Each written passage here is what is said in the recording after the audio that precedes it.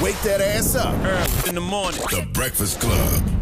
Morning, everybody. It's DJ NV, Angela Yee, Charlamagne the Guy. We are the Breakfast Club. We got a special guest in the building. Yes, indeed. Dr. Claud Anderson. Welcome, sir. Well, thank you all for inviting me. I'm glad to be here. Looks like I'm in good company. Yes, yeah, you are. good morning. You know, you've been a very requested guest. Oh, really? Oh, yeah. People are always like, you got to have Dr. Claud Anderson on. You got to have Dr. Claud Anderson on for years. Yes. People been saying that. Well, you know why? I've been paying them well to ask you that. Is that what Powernomics is? No, Powernomics is specifically dedicated to trying to inform black folk and trying to elevate them to a higher level of competitiveness in the society and overcome the primary legacies of slavery and centuries of Jim Crow semi-slavery in the South. We're in a very dangerous situation in this country as black folk, and this next year going to be our last chance to get out of it. I thought you about to say it's going to be our last year period. I wouldn't doubt that either. That's pretty close. You're in a very dangerous situation.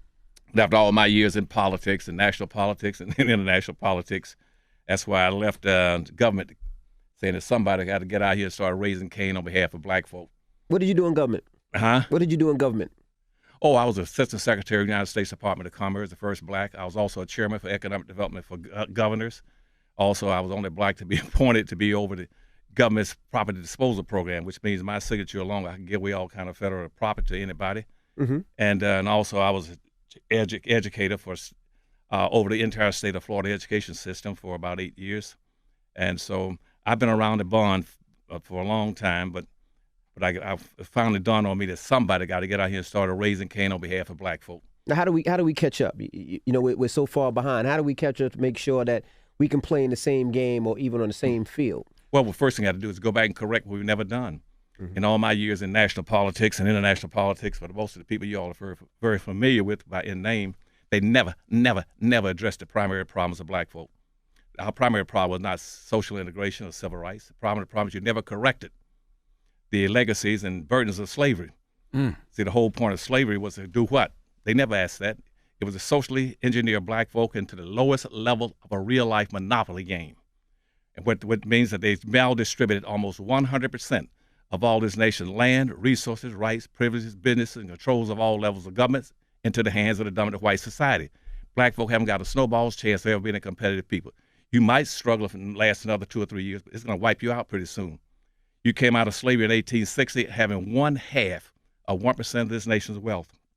Here you are 150 years later, guess what? You still own 1/2 of 1% of the wealth.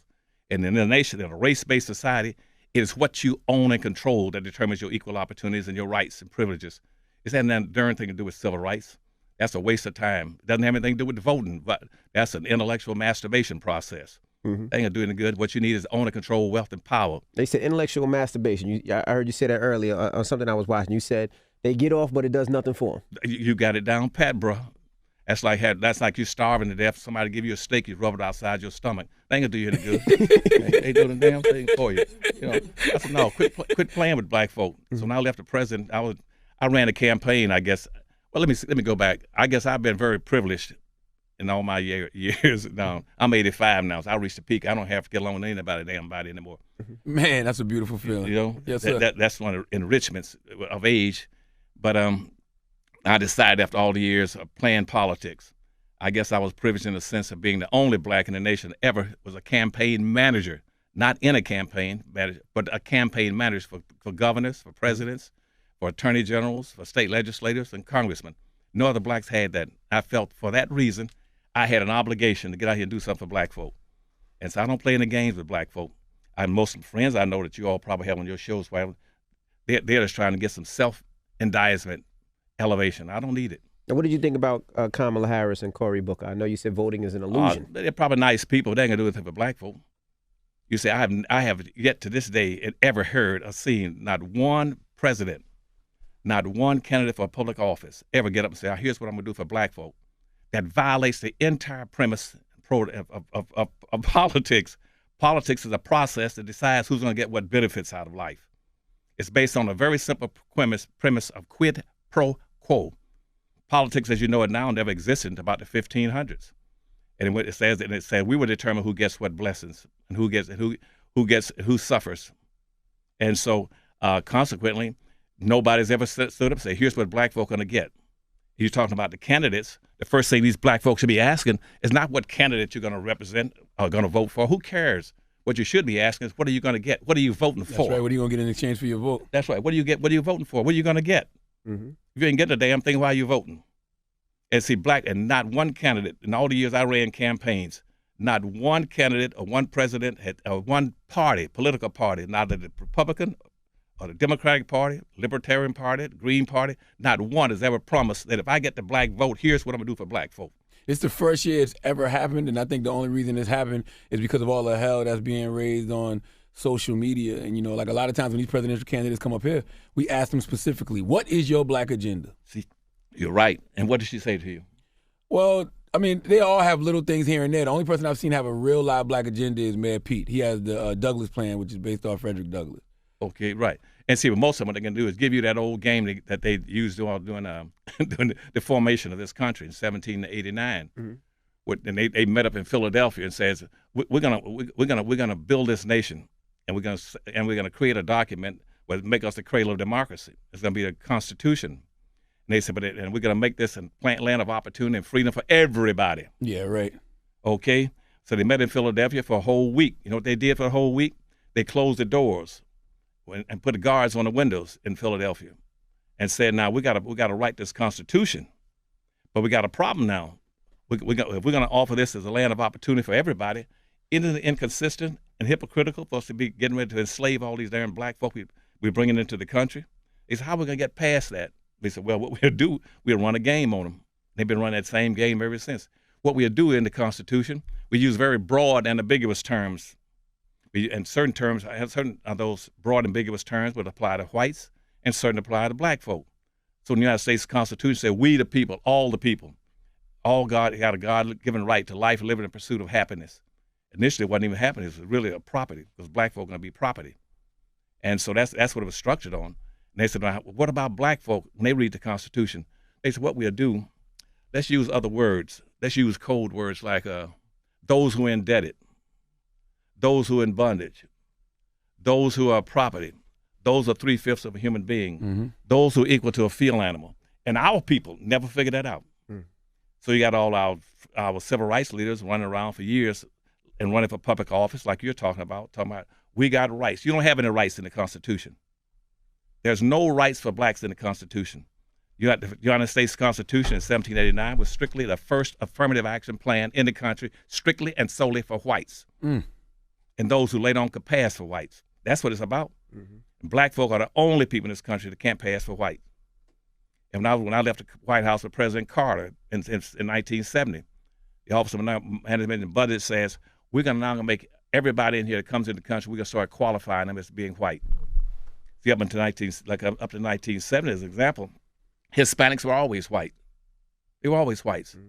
But what happened in 1970, I was over education for the state of Florida at that time, and I have the dubious honor of writing the second affirmative action plan in the United States, but the first one for black folk. When I wrote the affirmative action plan, it was approved by the governor and the state cabinets, the systems, but I didn't write it for minorities and poor folk, those broad terms, when people of color, and for diversity, and for gays and lesbians and midgets and humpbacks and one-eyed people. I wrote it strictly for black folk. So listen, is there any way that blacks can correct the resource imbalance? Yeah, you can. See, and you start playing the game. That's why my second book, I wrote the first book called Black Labor, White Wealth, and which Ebony Jet calls the second Bible for black folk around the world. It sells all over Europe and into Africa.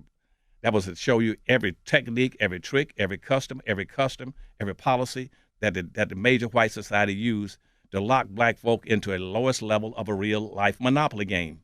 And they maldistribute all the resources, period. It showed us that in very graphic terms. I think you got to have a copy of that bottom book over there. Yes, sir. Black Labor, White Wealth. That's what that was for. We got Dirty Little Secrets. We got more Dirty Little Secrets. Right. Okay, thank you. Now, and this is what they call it around the world. They call this the second Bible for black folk. Mm-hmm. It shows you exactly what happened to you and that you have no rights. And power. I follow that with powernomics. I did. Oh, it's behind you. Yeah. There you go. Boom. Oh, okay. Yeah. And this is a national plan. What was the question you just asked me? I ran past it. You asked me. How do we catch up as black folk? How you catch up? This is a national plan for black folk. It says a national plan to empower black Americans, period. And what you first thing you got to do, and make it long story short, You gotta have what you never had in this country. That's a group self-interest. You've been inculcated and coordinated and brainwashed and believing that you got some obligation and responsibility to save the world. You got to save everybody first before you save yourself. Now, I'm a pilot. I don't fly anymore. I'm too old to be flying. But one of the first things I would tell people on my plane as passengers, the first thing you do, if we lose cabin pressure at 30,000 feet, we don't have any cabin pressure at night over 10,000 feet. If you lose cabin pressure, a panel over your head will fall down. Right. When that mask falls down, the first thing you all should be doing is putting the mask on yourself. Quit trying to save everybody. Why has always got black folk marching, trying to save it? We're marching for gays. We're marching for women. We're marching for poor people. We're marching for the handicapped. And yet you only control 1/2 of 1% of wealth. You haven't got a snowball's chance. And in the end of slavery, as I said, you had 1/2 of 1%. Guess what? The average white person at that point in time had 3,500 times more wealth than the average black. That means that 99% of everything in this country was in the white society. And it's still in the white society. I don't care from Vermont all the way to California, San Diego. 98% of everything of value is locked in the white society. 87% of it's frozen, locked into white society. You can't get it out. So all you got to compete for is about 13% is up for grabs. And if black folk don't learn how to compete for that 13%, you are through. And right now, that's what's happening around the world. You see all these, we're going to implode in this country. Same thing happening in Germany with the Jews. And there was a book out called Hitler's Willing Execution to say the same thing. When certain kind of things began to happen to you as a group, you better be very careful. And they wrote that as a big, thick book, and about what's going to happen. And they started exterminating the Jews. Why? Because you got a group now that you all don't know about called the Council of 300. What they want to do now is say, we got too many people on the earth, and we're going to start losing resources. There aren't be enough resources left. We got water. We're going to have water shortages coming. And when water shortages come, what follows that is food shortages. Right now, 20% of the world is suffering from water shortages. We're going to start having water shortages in this country. We have water shortages and have food shortages. So what the council and all these rich people on the earth are saying is that we got to start getting rid of some of these people. We're going to start with the non-producers. Now, who are the non-producers in America? The only people in America that produces absolutely nothing except sweat is black folk. That's real, though. I get what you're saying. I feel you. No, you understand what I'm saying? Yeah. I mean, right now, all of our people that are supposed to be successful, guess what? The only thing they produce is sweat. They're running with balls, football, basketball, baseball, tennis ball, golf ball, singing and dancing, producing sweat. Nobody's buying any damn sweat. And how are you going to feed yourself? Right. You don't produce anything. We don't have any industries. And we had a chance to get industries in 1700s when the Industrial Revolution went through Europe. Black folk were slaves. When the Industrial Revolution went through America in the 1800s, we were still enslaved. We own and control absolutely nothing. You don't think that's changing now a little bit? Oh, man, no. It's getting worse. As a matter of fact, let me give you a difference. Right now, we got all these people that you're running for public office talking about. We gotta look for eradicate poverty. You cannot eradicate poverty. Poverty is a fixed. It's a given. It's a given. You cannot eradicate poverty. Why? Because just like you can't eradicate, you got an up, you got a down, you got an in, you got an out. That is a fix. You cannot change it. And they always got people want to eradicate poverty. What you should be saying is leave poverty alone and go down and try to figure out how to get black folk out of poverty. Don't be trying to eradicate poverty. Leave poverty alone and get blacks out. And see, so they, what we need to have more equality. On a race-based society, you cannot have equality. It's impossible. The whole point of a race is a contest. That's right. See, a race, you all don't go to the Kentucky Derby to try to have all the horses being equal, do you? No, you want one to win. You got it again. You're a smart man. you want to see who comes in first, second, or place. Right. And so yet there's in a race-based society, why is it called a race? Race never started, never existed on the earth until the 1500s. See, and that's when it started. When a race, that's where racism comes from. They didn't pick racism just out of thin air. It's a social construct. It's a social construct. Yeah. It's a social construct. They started, we're going to start, well, what we're going to do now that Columbus discovered America, you got in 1492, we got a lot of land over there. It's pretty much vacant. And we need to go over there and try to get that land. And what they said is, well, let's go back. How are we going to do it? And they said, well, let's see. Back in about 1446, we had a guy named Henry the Navigator that went around the coast of Africa, and he picked up about 16 blacks, Africans, and brought them back to Europe, gave them to the Pope in the Vatican. And the Pope said, we use these as slaves. And so the Vatican used blacks as slaves. That was one of the first ones, from about 1446 up to about 1488. Then Pope Innocent came out and said, well, having these people as slaves, that's a good thing. And so why is that important now? Because you see, the Fox Channel be telling you all, while blacks complain about being slaves, we've always had slaves. No, you have not. You may have had slaves, but not based on skin color. And Pope Innocent came out and says, in the future, don't enslave anybody based on the traditional manner. You can only enslave people for being either a prisoner of war or for personal indebtedness or religious persecution. He said, let's skip that now and enslave them based on skin color. That was her start. That's her trigger in 1488. So when Columbus discovered America in 1492, he had all this land over here. In that particular time. Yeah, water for you if you need. Excuse me, thank you. Yes, sir. At that particular time, Europe was being decimated. Europe was under major problems. The entire European continent was being decimated with crime, famine, diseases. They didn't know what to do in the late 1400s and early 1500s. And all of a sudden they said, since Pope Innocent says that we got some people we can use now as slaves, and we got Take your time, brother. We here. We got time. I know you all gonna put me out of here in a few minutes. No, you good. Man, we got time. They've been waiting on you for years. You tell me a tale. No, I'm not. People been asking for you for years. We got time. Okay, I don't want to take up all your time. No, you good. Ain't no white man coming in here with a sign saying, "Oh, get him up out of here. He talking all this shit."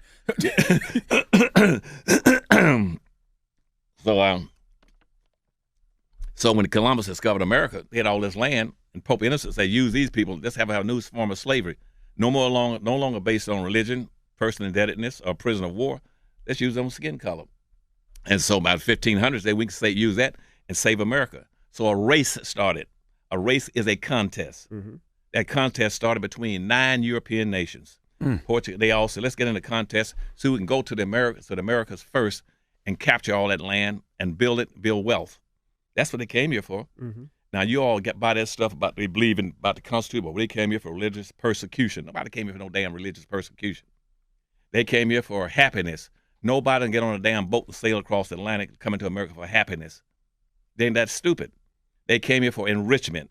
Every tourist immigrant came to America. They came here for personal enrichment. That's what they came here to get values, resources, and they started bringing. So all these countries were competing to try to capture Americas and build it up for enrichment. And that's what happened when they got to America, and later on, let me jump up. Now, they said, well, we got all this land now, and we got these people, let's draw the Constitution. That's what, so I told you a few minutes ago, they met in Philadelphia, says, let's take all this land. We're going to create a document called the Constitution. That was in 1789. We're going to ratify this. And we ratified, it's going to be a social construct that the bro here just mentioned to you. The construct is that, how are we going to do that? They said, well, at the top, let's all the Europeans that got money want to invest in the United States. They got rich people. Then that'll be the top scale. They can come here and get all the land. That's Benjamin Franklin, George Washington, all those guys, and Thomas Jefferson. They were wealthy people. They said underneath that, that's the top level. Underneath that, we'll set up a management class to bring in poor whites. They'd be the management class. And at the bottom, we're going to bring in these blacks. They have to be managed and classify them as property, as non-citizens. That way they'll never get anything. We got them locked in box. That's in the Constitution. And that's how they got you. And the first thing they did the next year in 1791, they passed the first immigration laws, says, let's bring in all these poor people. This is a nation, an immigrant nation. It's basically for whites only. And black folk, you are not citizens. You have no entitlements, no rights, and no privileges, and nothing. Everything we put into the hands of the dominant white society. Why is it expected for black wealth to drop in the future? Oh, for a certain reason, because increasingly they know that you don't own anything. Wealth creates wealth. Wealth creates wealth. And when they're talking about slavery, what blacks don't have any wealth was because they took, whites captured your wealth. Labor is wealth. Labor, you can't have wealth without labor. That's the point I'm going to bring to you. It's impossible to have wealth without labor. And so in the 1500s, they said, well, that's what we're going to do. We're going to all in this race now. We're going to compete between the French, the Germans, the British, the Spain. We're going to go to America. We're going to compete to get the resources. And so they said, let's take this. So we're going to come up with a new thing called capitalism. Capitalism came out of the land and the Pope Innocent's thing about slavery. They said, when you go to America, here's what you're going to do. Practice capitalism. That means owning the land, the tools, the resources, and using someone else's labor to enrich yourselves. You understand what I'm saying? Mm-hmm. And since black folk couldn't enrich themselves, everybody else came to the country, enriched themselves off of black folk. They took your labor from you, and then everybody became rich for it. And that's why when slavery ended, as I said a few minutes ago, the average white person had 3,500 times more wealth than blacks. So how do we catch up now? How do we make sure that we can at least catch up on the financial freedom as much as possible? You asked just asking a good question. You should be running for office instead of Booker and Harris. They all light skinned. They can do it. Yeah, you can fit in. You all are funny, and you're right on target. No, you do it. You start in the books, as I said in my books. Mm-hmm. First thing you develop two things they took from you in slavery. Took two things from you that are key to getting to the points you are on how you're going to solve it. One, they stripped you of your wealth. Mm-hmm. Your labor was your wealth. You never gained anything from it. They got it and captured it and spread it around. And that's like in resources. For instance, land. Everybody coming to the country got land but you as a race. When they said we're going to start building wealth based on land. And George Washington, the first one, says, well, if all the wealth is going to be in the land, I want 100,000 acres of free land. And then Thomas Jefferson said, well, if he's going to get 100,000 acres of free land, I want 100,000 acres of free land. Then Patrick Henry, you all read about in your history book, that said, give me liberty, give me death. He also said, hell, give me some land. I want 65,000 acres of free land. And so what the white society did while blacks were being enslaved, they gave every immigrant coming to the country, as soon as his foot hit the ground, he picked up over 750 acres of free land per immigrant. Hmm. Then for every slave they owned, they got another 150 acres of free land. And so after about 100 years, this country had given away over 2 billion. They gave away 2 billion acres of free land to immigrants. Now why is that? Now that's where your wealth is. Now in that land, not only the value of the land, but in that land, what do they have on? They got timber, gold, chrome, magnesium, gold, silver, oil. It's resources. Resources. Yeah. That's the resources. Blacks don't have it in resources. Mm-hmm. So when you came and say, I want 40 acres of a mule, they said you got to be crazy. I'm not gonna give you 40 acre mule. We just gave away 2 billion. We're gonna give you anything. And other Europeans came in about the same time with 1862. They gave this away, and all the newcomers, you're gonna get 150. And coming from Europe, you cross the Mississippi River to develop the Western countries. They gave away 20. They gave it 20 in 24 hours. They gave away over 2 million acres of free land. Mm. They started railroad lines, 11 railroad lines. They gave them 24 million acres of free land. But blacks never got any land. So what we're gonna do now to play the game to answer your question. Mm-hmm. We got to go for resources. But the two things that are hurting us, we don't have any resources because they stole that. The second thing you don't have is they stole your social cohesiveness. You mean as far as like unity and group operation? That's right. That's okay. Right. They did not allow you to play the game, to be together, come together. Mm-hmm. That was a threat. It's intimidating. It was intimidating during slavery. It's intimidating right now for black folks to start talking about coming together. Because from what you said, if we got 13% of whatever we're fighting over, it makes it seem like it's not enough for everybody. That's right. It's not enough. It's a survival of the fittest. Mm-hmm. Who is survival of the fittest and the strongest. And so, that's where they made the biggest mistake.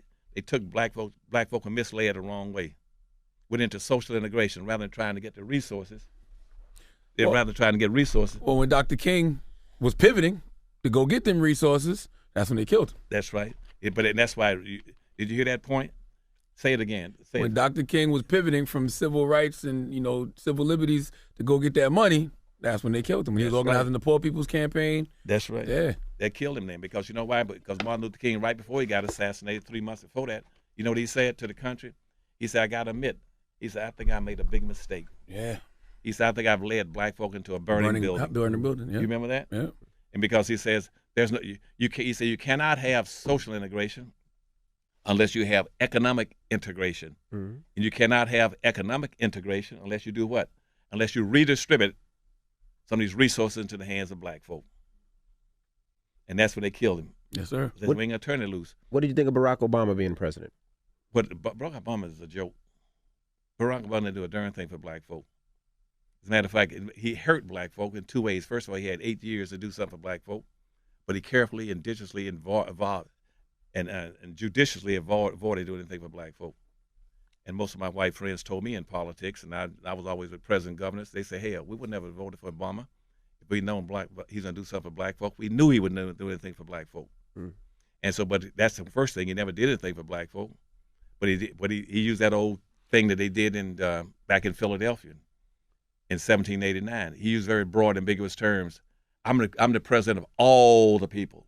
They like to say a rising tide lifts all boats. That's a stupid thing. Yeah, because black people boat got a hole in it. That's right. It's in the bottom of the damn lake. Yeah. See, but black folk, well, if a rising tide would lift all boats, if a rising tide would lift all boats, why isn't all these immigrants coming here and building industries and businesses and blacks were slaves? Why didn't they rise? Because they were excluded. Black people are outside and underneath the system. You're outside and underneath the system. And so they don't let you come together. And how they stop you from coming together, since they wouldn't let you coalesce during slavery, they come up with this whole concept called social integration. Social integration is a divisive issue. It divides you. It doesn't pull you together. It's a weakening process. You understand what I'm saying, bro? Mm-hmm. It weakens you. If I put a cup of coffee right now in front of you and pour cream in it, do I make it stronger? Hell no, you make it weaker. That's right. So black folk went for social integration. I've always asked, has integration helped to harm the black community? I think it harmed. Knocked the black folks' brains out. Black folk had up 100 times more before social integration hit. See, I'm old enough to tell you all that. You're all not old enough to know that yet. Mm-hmm. When I was a kid, see, we had something. We didn't have the resources we needed as much as we needed, but we had something. We had one of the things that's key to get to your question about where do we start. We had communities. We had communities all over America. In every city had a major community. Here, Harlem, places like that. We had our communities. We didn't have everything we wanted, but it was ours. Yeah, we only hear about Black Wall Street. Sometimes you hear about Bronzeville in Chicago. Right. I can't remember the town in North Carolina, but we don't hear about that. They were literally those communities all over the country. That's right. Well, Sweet Auburn and Atlanta, Georgia, that's had all the big hotels, fine restaurants, and everything. In North Carolina, what you're talking about now, see, I grew up in Winston-Salem, North Carolina. Let me use that as an example. Mm-hmm. I grew up in Winston-Salem, North Carolina, and we were looking for this social integration. You know why? Because we had our own businesses there. We had our own businesses. My family was part of one that had the only black bus line in the entire United States. The only black bus line. And when I say we had a bus line, I'm not talking about 2 or 3 buses. We had over 500 buses. Wow. In Winston-Salem, North Carolina. And guess what? We had that from 1927 up to about 1967. In Winston-Salem, we also had our own cab companies. We had our own restaurants. We had our own hotels. We had our own school systems. And the bus lines, an example, we don't kill our buses. What? Social integration. When all of a sudden you all start talking about Rosa Parks and Martin Luther King going down to Alabama, want to integrate the bus lines. Integrate whose bus lines? White bus lines. What they want? They didn't want to own and control and get the resource. They just want to sit on the front of it. Yeah. Now, what kind of? You tell me. What does that indicate? Now, if you want to get on a bus, and what you want to do is just want to sit on the front of it. Mm-hmm. Now, if the bus is moving, then the back of the bus will be where the front of the bus will move in a fraction of a second. And everybody gets off at the same time. And so in Winston-Salem, we had our own buses. And so when that movement was successful in Alabama, came up to Winston-Salem, and blacks in Winston-Salem says, we want to ride on front of some white buses. So we said, we don't have any white buses. They said, well, we'll get some so we can ride on the front of them. I feel like a complete asshole because I never thought about that. Like that whole time they did the boycott, they should have been trying to establish their own bus company as opposed to wanting to ride. I never thought about that. Y'all boycotted for a year just to want to ride on the front? See, you're a smart man. I never thought about that. But you got it now, right? Yeah. You said, no, what difference does it make for them sitting on the front or the back? See, in our Safe Bus Company, SAF, you can go to your computer and find out about the Safe Bus Company in Winston-Salem.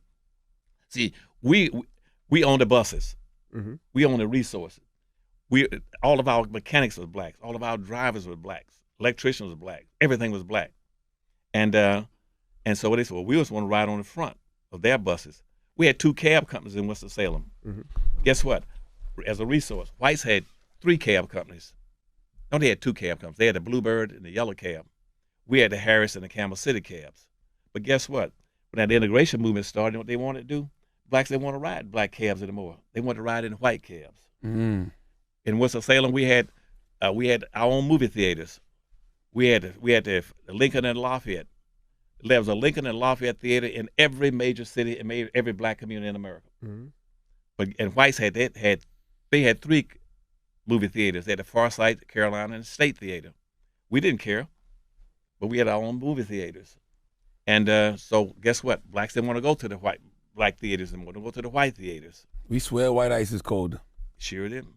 And you might not believe this, but I saw that happen once, though. I'm going to jump off what I was talking about over a second.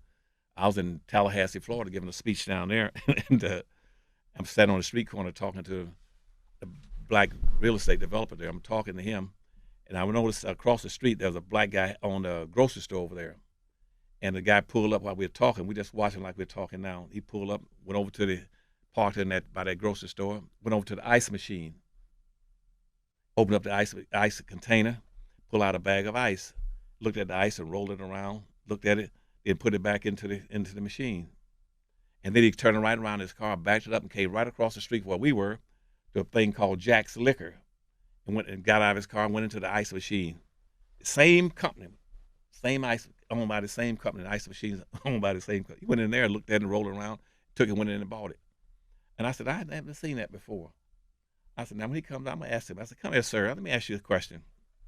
I said, why is that you would not buy the ice from the ice machine over there with the black grocery store, but you came over here to Jack's Liquor and bought the ice? I said, why did you buy it over here? He said, oh, I didn't want to buy Mr. Williams' ice over there. He said, I don't like his ice. It's too lumpy. White ice is smoother. I said, damn. Lord have mercy. I said, I knew white ice was going to be colder, but now I found it's smoother. Lord have mercy. Let me ask you a question. When all of that was going on in Montgomery, when they was boycotting the buses, and y'all own 500 buses, did you ever say, hey, let's go go down there and set up shop, or send them some buses? No. Our bus comes over. We had about a partnership of about three or four black families. Okay. And they were just struggling, just trying. And now they were not that sophisticated to try to interfere. Mm-hmm. And because blacks in those days were independent, we stayed in our own independent section. But our bus lines were very effective. We were proud of them, proud to ride in black cabs. But black folk just never learned the importance of owning and controlling. So going back to your question again, I keep deviating. So I apologize to you. That's all good. We'll put it all together. Yeah, we'll put it all together. Okay. Is that you got to own it. First, you got to go after resources. Mm-hmm. But you got to come together first, and you got to develop a sense of cohesiveness. And your sense of cohesiveness should be based around your strongest identification, cosmetic appearance, which is your skin color. Mm-hmm. Your greatest commonality is not what schools you went to, what neighborhoods you lived in, who your parents were, how much money you have. That's not your greatest commonality. Your greatest commonality is your skin color. Mm-hmm. So you should be saying, we got to come together as a team. Why? Because Dr. Anderson told us that racism is a team sport. Mm-hmm. You either play as a team or you lose by default. If you got enough sense to go out and play as a team on a basketball court or a football court, why don't you play as a team as a race? So we have to start playing as a team. Now, once you start learning to play as a team, what's the next thing you must get? Next thing you must get is establish some turf. You must say, I must have a turf to operate on. Land, real estate. Land, that's right. And since they would not give you the 40 acres, you have no turf. You had a community, they stripped that. And that's why in the 1950s, when you start talking about social integration, they came up with a concept called black removal. They used the 1956 Highway Act to drive an expressway through every black community in America and destroyed it. You want to find the old black communities in America? Go find the expressway. Mm. It went right through it. Mm. And so that ran black folk. And so why? Because white folk could then get in that on the expressway and get to a new thing they built called suburbs. We never had suburbs before. But the suburbs came out of the fact that whites wanted to get away from blacks and blacks wanted to socially integrate. And so the whites, we abandoned these black folk and moved to the suburbs and take all of the what with us? Resources. Mm-hmm. We'll take all the industries, the factories, the automobile dealerships, the banks, the culture, the money, the wealth, the power, and relocate it in the suburbs. And we'll strip these urban areas. So these black folk, they come in, they can't run an urban city. You can't run Detroit, Chicago, St. Louis, Philadelphia. You can't run it because you won't be in the resources available to you. And so when the white folks say, you all weren't smart enough to run a city, that's y'all just let the city run down. No, they ran it down for you. They use a policy called burnt fields, scorched earth policy. Saying we leave here, we're taking everything out. And the only resources that they'll have is the drugs that we put here. That's right. The guns that we put here. That's right. Yeah, so they'll have to resort to crime and violence to survive. You're a smart man again. Mm-hmm. You know why? See what most of our civil rights leaders don't understand, our elected officials don't understand. There's only 3 things that a black person can do to earn a living. Only 3 things. You either have a business up here, a job. That's the top. If you don't have that, you go down to the second level. Second level, you go on some kind of social services, food stamps, welfare, public housing. If you don't have that, then you must go to the last level, which is commit crime. And so a black person must have a combination, sophistication, or elaboration of 3 things: welfare, jobs, business, or going down to crime. And when they did that, they divide that up. White crime would be called civil crime. Black crime would be called blue collar crime. Blue collar crime, you go to jail. White collar crime, you go into the criminal courts. Mm-hmm. What do you think about the conversation that they're having about reparations now? Well, I've spent about 60 years. That's what books for. Most of that dialogue is being generated by my books. Mm-hmm. But unfortunately, most of the people now that are trying to latch on to the reparation movement don't know what the hell they're talking about. Mm-hmm. They're Johnny come lately are claim jumpers. They want to jump in on the movement just to get their name in the paper. They don't have a plan about what they're going to do for reparations. But black folk are entitled to reparations. You had a chance to get some of it. Let me go back in history again. See, I told you in the first, you got 2. Most people don't know this, but you got 2 constitutions. Mm-hmm. You got the first constitution was 1789. That's the 1 through 12 amendment, and those amendments gave whites everything they needed. That's why white folk didn't have all these. They didn't have any big demands other than what was in the Constitution. So from 1789 up to 1860, the first Constitution was in effect, Amendment 1 through 12. But what happened after that was that in 1857, go back about 3 years, you had a black man went to court called Dred Scott. Are you familiar with that? Yes. Sure. He went to court trying to get some freedom based on the fact that he moved across state lines out of the South. He thought he was going to be free and went to court. And finally, the Supreme Court ruled against him and said, no, you cannot free. Why? He said, why? And it's basically because in this country, because you're considered to be property. You're property in the Constitution. You're a citizen. You're not non-citizen in the Constitution. You have no rights. You have no rights. So therefore, a black person has no rights that a white person is bound to respect. And that was in 1857.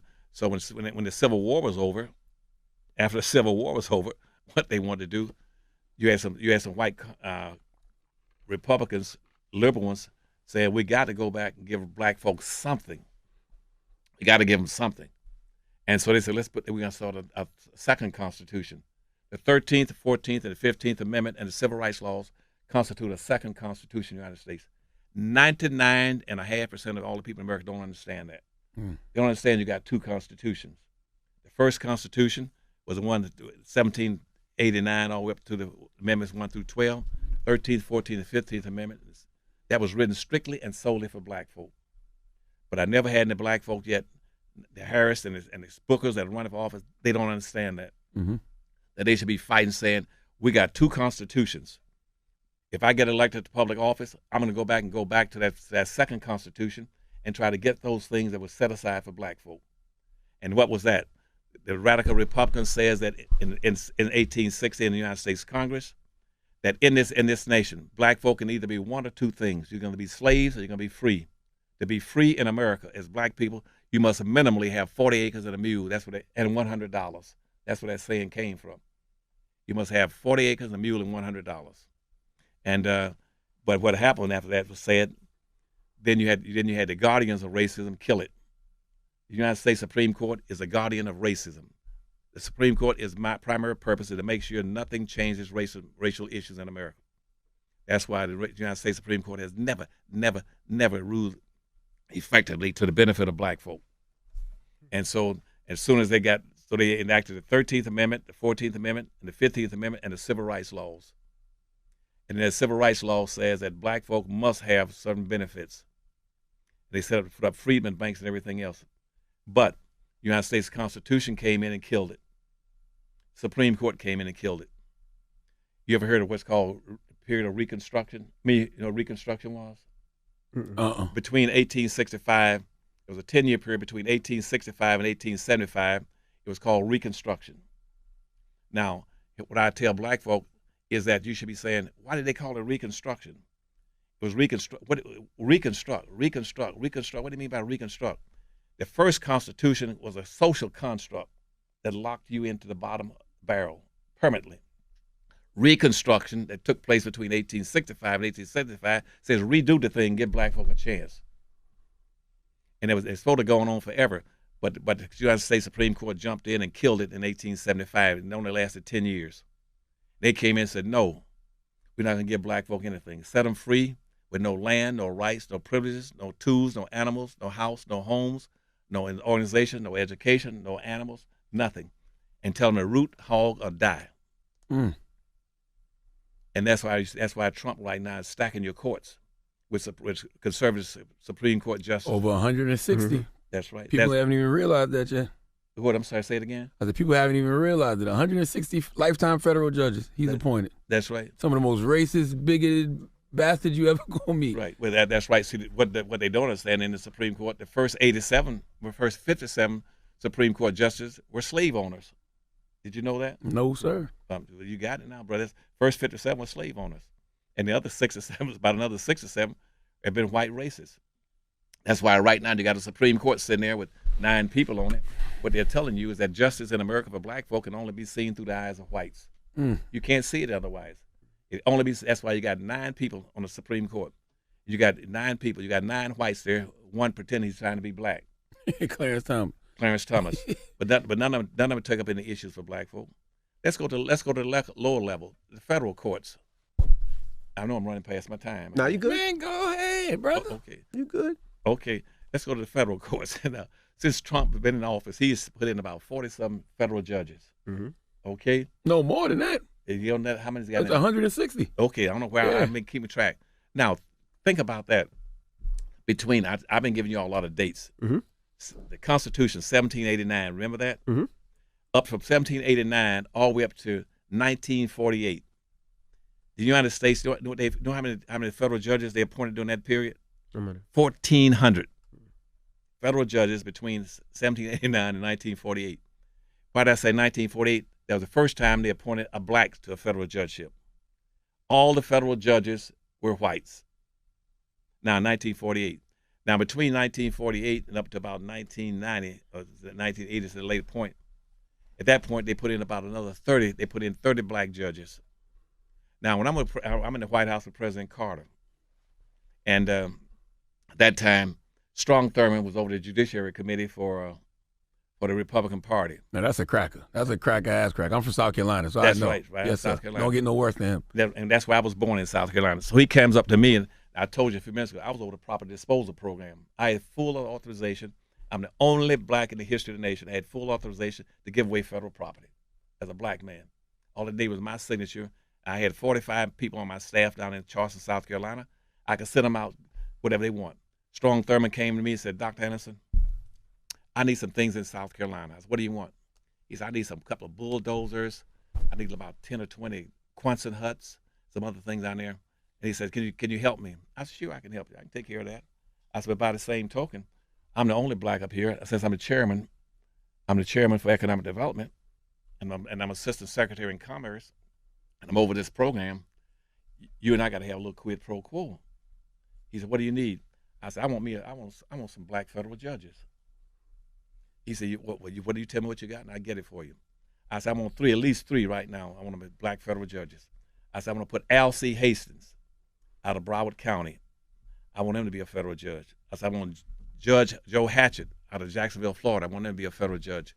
Another black guy out of San Diego. I want him to be a federal judge. And so Strong Thurman said, you got it. Now, here's the irony there. Now, they appointed from 1948 up to that point in time, you've had about 30 black federal judges. How is it that Claud Anderson can get 3 federal judges? You got 46 million black folks, they couldn't get a damn thing. They're in politics, social, you see what I'm saying? Civil rights leaders. They're not Black asking. elected officials, huh? They're not asking. See, that's my point. They don't demand a damn thing. Mm-hmm. And so, going back to your question, you're never getting anything until you started demanding. And the first thing you should be demanding is what they didn't do during the civil rights movement. They should have gone back in 1960s instead of talking about social integration. That money. Thank you. Economic empowerment. In economics. That's right. You should have said, hold it. And I told them at that time, they had a big march in Detroit, Michigan, down Woodward from Jefferson Avenue down to Wayne State University. And they're going to march down there. And Martin Luther King was leading that. And Malcolm X was there too that time. And I was opposed to it. I said, what are you trying to do? Well, we want to go out here and integrate the suburbs. I said, if we're 51% of the population in Detroit, why do you want to go out to the white suburbs? Let them go out there and stay out there.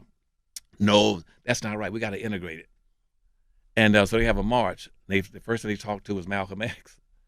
And they said, and the newspaper says, Malcolm, what do you think about this march down Woodward from Jefferson down to Wayne State University to integrate suburbs? And Malcolm says, what march? He said, that march down, they're coming down. He said, that's not a march. So the newspaper said, what is it? He said, that's a damn parade. He said, like any parade, you got a bunch of clowns out front leading it. Mm-hmm. He says, no. And said, don't integrate these communities. Leave black folk intact.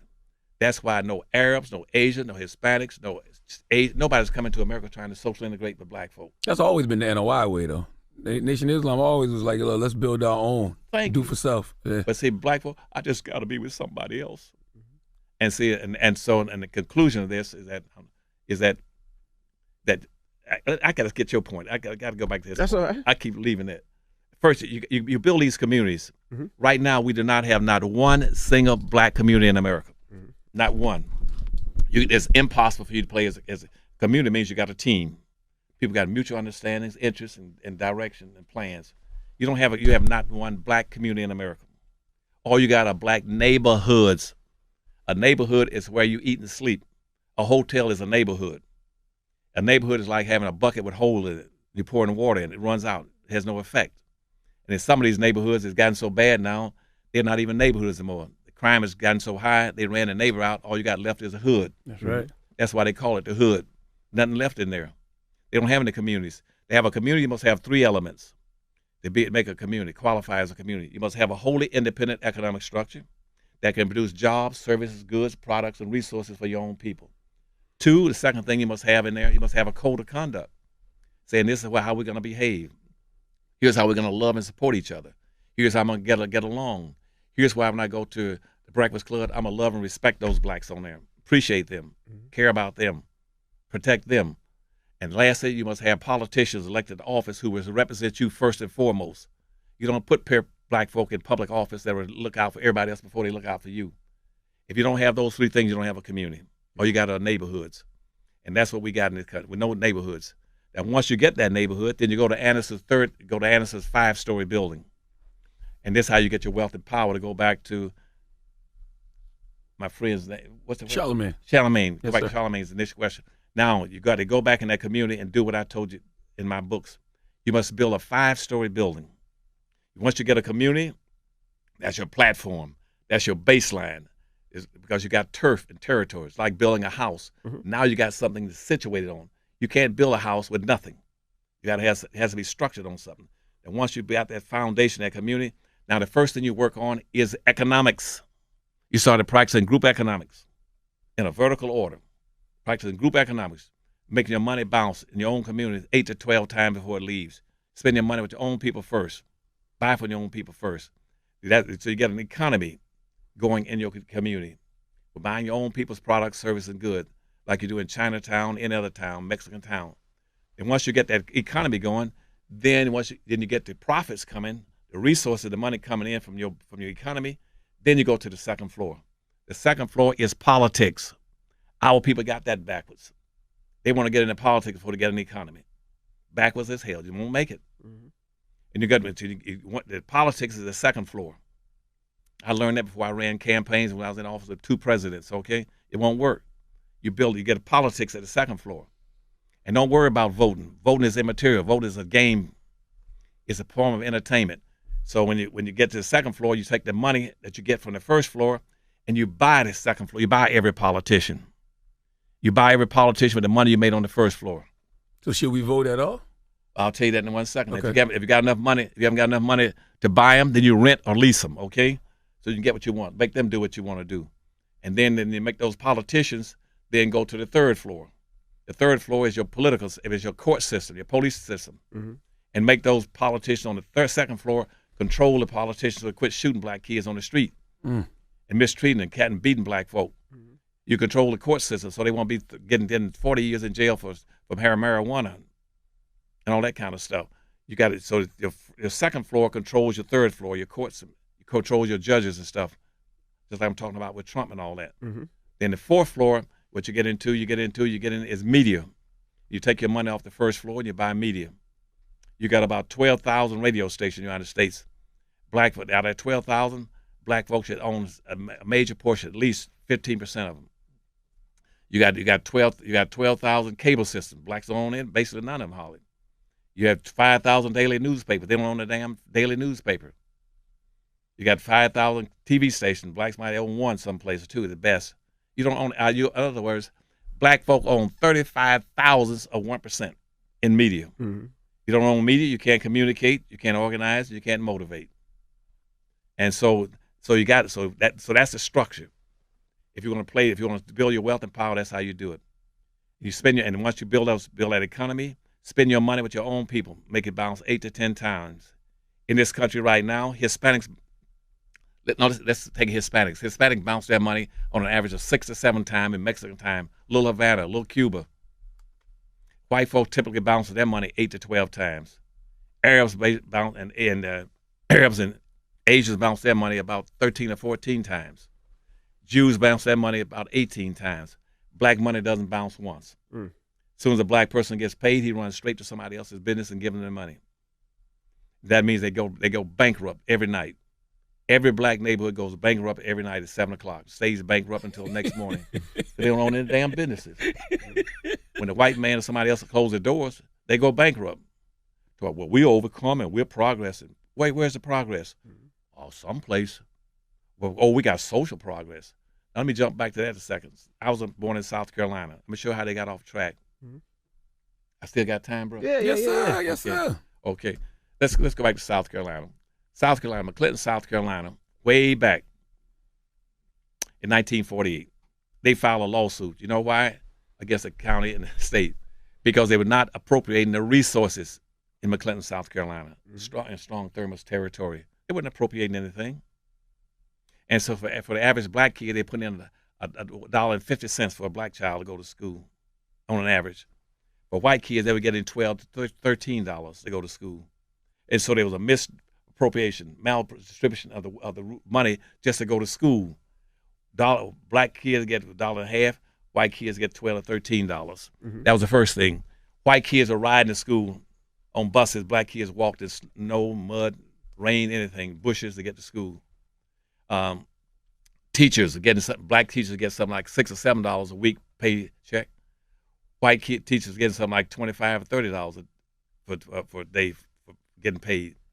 Everybody, and we went to school. Guess what? All the best materials. A black child got to school in McClinton, South Carolina. He spent the first week of school with big art gun erasers cleaning up the books and materials because whites sent all the old used materials over to the black schools. And then you had to spend your whole first week taping up the pages in the book, cleaning them up, wiping them down, getting all the trash off of them, the gum, the food, and everything else. We got the hand-me-downs. White kids got all the new equipments. When we went to school, we walked past the white schools. Guess what? White schools had tennis courts. When the black schools had They had 2 poles with a piece of wire between it for a tennis court. White schools had swimming pools. We, you know what we did? We had to go down and dam up the creeks. We swam in the creeks by damming up the creeks and swimming in them. We had swimming holes. White kids got everything. So what the Clinton, South Carolina black parents are saying is that we want equal resources. We want resources. That's why I focus on this as a forensic historian. We wanted resources. We don't give a damn about nothing else. That lawsuit was filed about 1948. It bounced around and finally got to the Supreme Court by 1953 and 54. At that point in time, it was the Supreme Court. Here comes the NAACP. And what they wanted to do then was to say, well, let's have social integration rather than redistribution of the resources. And that way, so we don't want anything black anymore. Let's get rid of all the black schools. Let's get rid of everything black. And so that's how the social integration replaced. What black folk wanted was desegregation. Stop using government to mistreat us and hurt us and maldistribute the wealth. And when I took over education for the state of Florida, I asked the Department of Education. What are you going to do what does social integration mean to you in Florida? What are you going to do with the schools in Florida? They said, Dr. Hans, what we're going to do, we're going to close down all the black schools. We're going to fire the black teachers, fire the black counselors, fire the black administrators, bus 75% of the black kids into white schools, and put the other 25% of the black kids in the special education classes. I said, that's BS. And I had to fight, and here comes some of the civil rights organizations. Dr. Hans, you were interfering with social integration. I don't give a damn about social integration. That's a negative.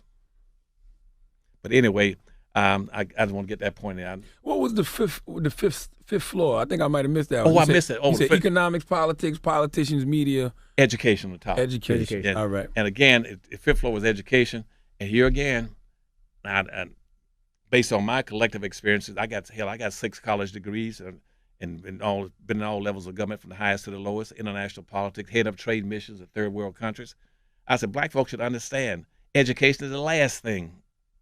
Education is a tool, just like a hammer and a saw. But you got to have an economy to be able to use it. That's why these black kids go get a damn degree. They can't get a job in the black community. They got to go back to a white community, somebody else's community, to somebody else's business, and ask for a job. And once you do that, white people place the value on what your education is worth. That's why I can go past McDonald's and Burger King, got black kids there with master's degrees, mopping floors and working as clerks with degrees, college degrees in Burger Kings and McDonald's. You understand what I'm saying? Because they got master's degrees, but they mastered nothing. And so because we don't have an economy. See, when a kid graduates from school, the first thing he should be able to go back to his own community and start building businesses and industries and drawing money into his community and holding it. And see, the Asians learn that way back, and they learn it very quickly. That's why they come in, they figure about after 5th year in school, meaning after they graduate from a degree, they work at a job, 2 or 3 jobs, by 5 years. By the 6th year, they're going to have their own factories and industries, businesses. Right. That's why 1 out of every Asian has a business. 1 out of every 35 whites have a business. 1 out of every 53 Hispanics have a business. Only 1 out of about 105 blacks have a business. Wow. Well, we appreciate you joining us in this great conversation. Man, listen, Dr. Claud got all of this work if you need it. Okay? That's right. Black label, white wealth, more dirty little secrets. Sure. Get the camera on this. Hey, we got it. Dirty little secrets. We got the camera on. A black reader. Oh, you got it already? Powernomics right here. If you want to get more from Dr. Claud Anderson, he got plenty of information to give you. And see, what I want on those books, I wrote those books for a very specific reason, that I need help from you all. I can't get them into the school system. Really? Yeah, because every state has a book selection committee. It's all white. And whites are basically homicidal, not suicidal. They ain't gonna put it in my book. They're not gonna kill themselves. They ain't gonna kill them. Yeah. We're gonna tell the blacks how to practice group economics. Yeah. And so, even in the black college campus, you're gonna guess who? Barnes and Noble have all the bookstores on the black college campus is owned by whites. Book selection committee is all whites. I go down to Alabama. There's a Dr. Answer. We love you, but we only got 1 black book in the whole state of in that state of Alabama. The Bible. Yeah, that's 1 book, but only 1 copy of that. And all the damn universities can only get 1 in. And I said, but I want my books in all the charter schools, the public schools, They can't get them in there. How can they reach you if they want to make that happen? See, I need y'all to make it happen. Y'all just raise cans and say, hey, there's no way. For instance, Marcus Garvey and Malcolm X academies, they were using the Dirty Little Secrets books there. Mm-hmm. See these Dirty Little Secrets books here? Yes, sir. Yeah. See these 2 books? Mm-hmm. There are over 1,000 short stories, factoids in here about things that people never knew about black folk, but black folk achievements. They show you that nothing on this earth in the United States has happened that black folk did not either cause or not indirectly involved in. So this is right in time for Black History Month. That's right. February, they should have all of these in charter schools and everywhere. That's right. But they got a group called Syngate that controls who goes into black college campuses. And see, I had 2 radio stations, but right now I'm involved in that anymore.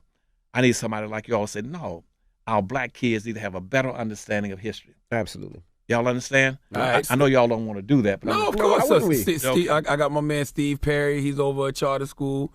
My homegirl Stacey Shells. He's a superintendent in Chicago. You know what I mean? So, yeah, like definitely. We'll definitely reach out. Okay. Can I count on you all to just raise some hell? Demand something. Yes, sir. Absolutely. What having you on radio is going to start, and we're going to need you to come up here more frequently. It's going to be it's black educators watching this right now saying, yes, we need those books in our school. That's right. Now. Thank you. And tell black kids that right now, it was up until 1948, no white author would put anything about blacks in books. Wouldn't do it.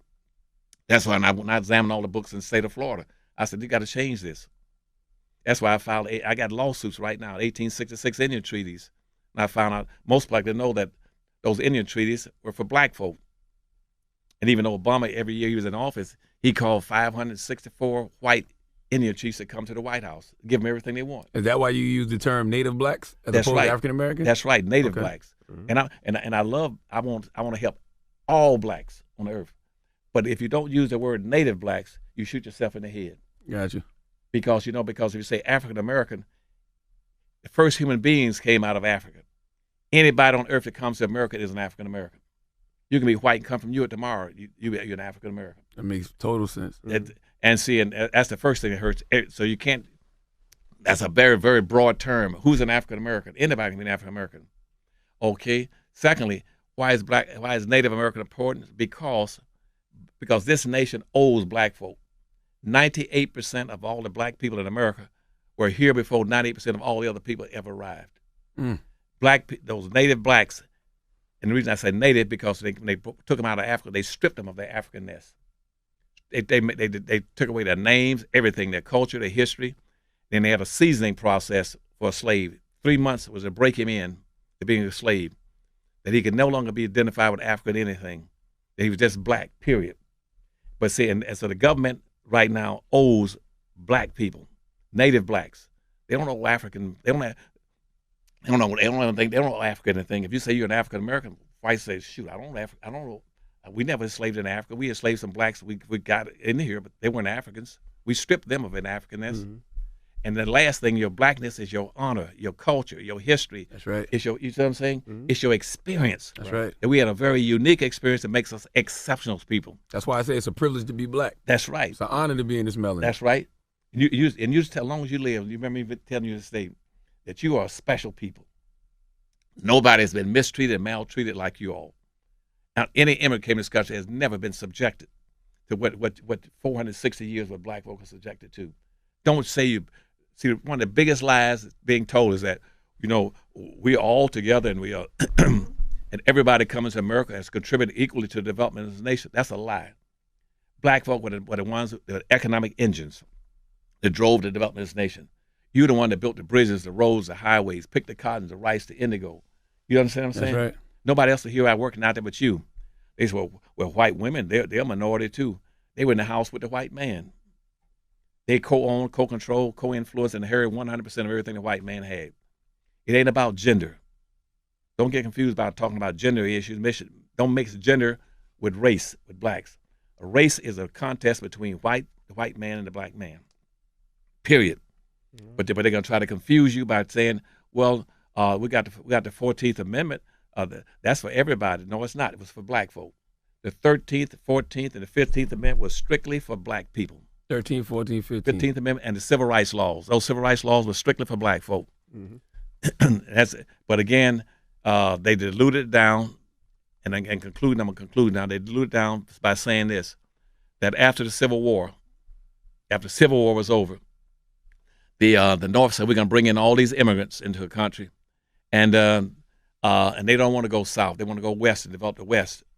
And the South said, yeah, and for us, now that the Civil War is over, we're going to give amnesty to all the Confederates soldiers. And not only give amnesty, they should be shot as terrorists, since the southern states, the Confederacy, were terrorists in America. They should be castrated and lynched for being terrorists, for having attacked this nation. Those same red states are the same red states now that are voting that are backing Trump.